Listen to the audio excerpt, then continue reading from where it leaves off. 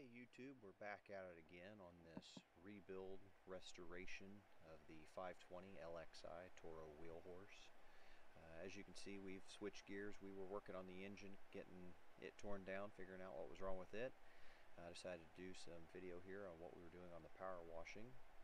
We have stripped the whole front of the tractor off. I'm going to redo the frame from front to about where the radiator is, and then once we get the engine stuff remounted and then I can pull the back fenders and such off, I'll pull all that off and I'll start to redo the back half of the frame. But right now I was primarily wanting to focus on the front. There was a lot of grease and oil on it, couldn't see the condition of the frame, so we're going to go in there and get that frame cleaned up and then we can see what the condition was. But after inspection, after we got it all cleaned up, we found primarily where the welds were and things like that. You could see where the paint is chipped off.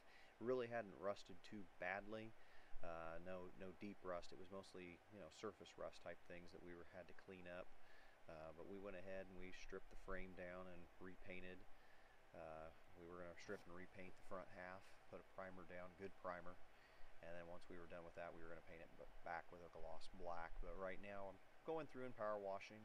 Earlier in the video I explained that there are some connectors on this tractor. Being that this tractor is a little bit newer, it's not as old as some of the older wheel horses, I went ahead and power washed lightly over some of the connectors, knowing that the older wheel horses, if you did that, you would probably bust up those old connectors. So with this one, the plastic is not as brittle, so I didn't have to worry too much. I sprayed lightly at a distance, and it's going to be a while before we ever hook anything back up, so I wasn't worried about water sitting in anything because we went in there with a air hose, dried everything out. But as you can tell in this video, I'm power washing every piece underneath, above, below, in between crevices to try to get a lot of that grease, dirt, and grime out of there.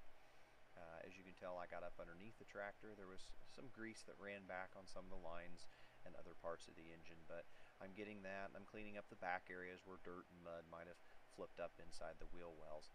But while we were at it, I cleaned down inside the access panel, cleaned down underneath the fenders a little bit, but it's not going to matter too much because I'm going to be taking it back out again once I get the back fender off, and I'm going to power wash the back end again. But right now we want to make sure we got as much off as we could before we did any kind of sand.